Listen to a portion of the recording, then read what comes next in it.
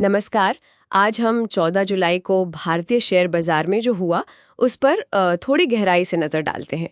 हमारे पास जो जानकारी है वो उस दिन मार्केट क्लोजिंग के नंबर्स हैं और तस्वीर मतलब थोड़ी मिली-जुली सी लग रही है। हाँ बिल्कुल।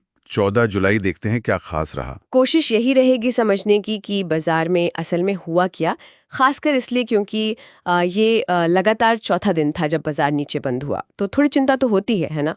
बिल्कुल, लगातार 4 दिन गिरावट ही अपने आप में एक पैटर्न है जिस पर ध्यान देना चाहिए। तो चलिए सबसे पहले मुख्य आंकड़ों से शुरू करते हैं। सेंसेक्स वो करीब 247 अंक नीचे 82,253.46 पर बंद हुआ और निफ्टी वो भी 67.55 अंक गिरकर 25,082.30 पर। यहाँ एक बात जो मुझे दिखी वो ये कि निफ्टी 25,100 के नीचे आ गया। ये लेवल अहम माना जाता है ना? हाँ बिल्कुल सही। ये 25,100 का जो स्तर है, इसे अक्सर एक साइकोलॉजिकल लेवल, मतलब एक मानसिक स्तर मानते हैं। इसके नीचे जाना थोड़ा सा सेंटीमेंट पर असर डालता है। और जैसा आपने कहा, ये लगातार चौथा गिरावट का दिन था। हालांकि प्रतिशत के हिसाब से देखें तो गिरावट बहुत ज्यादा नहीं थी। सेंसेक्स में सिर्फ 0.30% और निफ्टी में 0.27%। लेकिन हाँ, ये जो लगातार गिरावट है, ये बाजार में थोड़ी सावधानी या कह सकते हैं एक तरह की थकान का संकेत जरूर देती है। अच्छा, तो ये तो इंडेक्स की बात हुई, लेकिन क्या पूरे बाजार में ही बिकवाली थी? क्योंकि आंकड़े कुछ और कह रहे हैं। मैंने देखा कि करीब 1991 शेयर तेजी में थे और 2020 शेयर गिरावट में और 151 बिना बदलाव के बंद हुए। ये तो मतलब लगभग बराबर का मामला है। हाँ, ये आंकड़ा बहुत महत्वपूर्ण है। देखिए, जहां मेन इंडेक्स सेंसेक्स और निफ्टी लाल निशान में थे, वहीं बढ़ने और गिरने वाले शेयरों की संख्या लगभग बराबर होना, ये क्या दिखाता है? ये दिखाता है कि बाजार में कोई चौतरफा, मतलब पैनिक सेलिंग या हर तरफ बिकवाली जैसा माहौल नहीं था। अच्छा। ऐसा लगता है कि गिरावट का असर कुछ बड़े हैवीवेट शेयरों या फिर कुछ खास सेक्टरों तक ही ज्यादा सीमित रहा। हम्म। जिनका वजन इंडेक्स में ज्यादा होता है ना, उनके गिरने से इंडेक्स नीचे आ जाता है। हाँ, ये बात तो है। तो हो सकता है ब्रॉडर मार्केट यानी छोटे मझोले शेयरों में शायद उतनी घबराहट न रही हो, मिला जुला रुख था। और अगर गिरने वाले मुख्य शेयरों की बात करें निफ्टी पर, तो नाम सामने आ रहे हैं Jio financial, Bajaj finance, tech Mahindra, Wipro, Asian paints. ये तो बड़े नाम हैं। बिल्कुल। इसमें देखिए, फाइनेंस और टेक्नोलॉजी, इन दो सेक्टरों के शेयर साफ तौर पर दबाव में दिख रहे हैं। Jio financial, Bajaj financial space से हो गए और टेक महिंद्रा विप्रो आईटी से। एशियन पेंट्स खैर अलग है। लेकिन हाँ, फाइनेंस और आईटी में बिकवाली हावी रही। हो सकता है प्रॉफिट बुकिंग हो।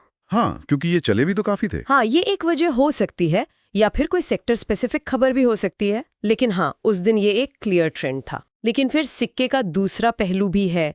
कुछ शेयर अच्छा भी कर रहे थे, बढ़ने वालों में इटर्नल, शायद स्रोत में नाम क्लियर नहीं, खैर Titan company, IndusInd bank, ONGC और एसबीआई लाइफ इंश्योरेंस। हाँ, यार देखिए कितनी वैरायटी है। टाइटन यानी consumer durables, IndusInd bank banking से, ओएनजीसी एनर्जी से, एसबीआई लाइफ इंश्योरेंस से, ये बिल्कुल अलग अलग सेक्टर हैं। तो ये उसी बात को पुख्ता करता है जो हम कह रहे थे कि बाजार में सेक्टर विशेष या स्टॉक विशेष चालें ज्यादा थीं। मतलब निवेशक चुन चुन कर खरीदारी या बिकवाली कर रहे थे। दिलचस्प है कि फाइनेंस में जहां बजाज फाइनेंस गिरा, वहीं इंडसइंड बैंक और एसबीआई लाइफ चढ़े। सही पकड़ा।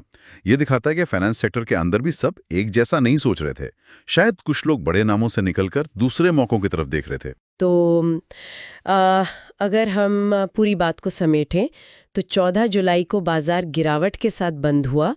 लगातार चौथा दिन निफ्टी एक अहम लेवल के नीचे भी गया, लेकिन अंदरूनी तौर पर देखें तो शेयरों में मिला जुला रुख था। कोई बड़ी या चौतरफा बिकवाली नहीं थी। हाँ, बिल्कुल सही सारांश है। निवेशकों के लिए इसका मतलब क्या है? मतलब ये है कि बाजार में अभी थोड़ी अनिश्चितता, थोड़ी दिशाहीनता सी बनी हुई है। ये लगातार गिरावट पर साथ ही लगभग बराबर संख्या में बढ़ने घटने वाले शेयर, ये कॉम्बिनेशन दिखाता है कि निवेशक शायद अभी बड़े जोखिम लेने से थोड़ा कतरा रहे हैं। उनका फोकस ज्यादातर चुनिंदा शेयरों या कुछ खास सेक्टरों पर ही है। पूरे बाजार को लेकर शायद वो अभी वेट एंड वॉच मोड में है, सावधानी बरत रहे हैं।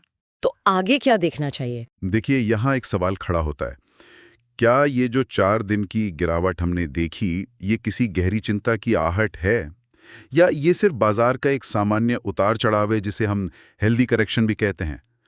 और दूसरा, ये जो अलग अलग सेक्टर अलग अलग कहानी कह रहे हैं, कहीं बिकवाली कहीं खरीदारी, ये आने वाले समय के लिए क्या इशारा कर रहा है?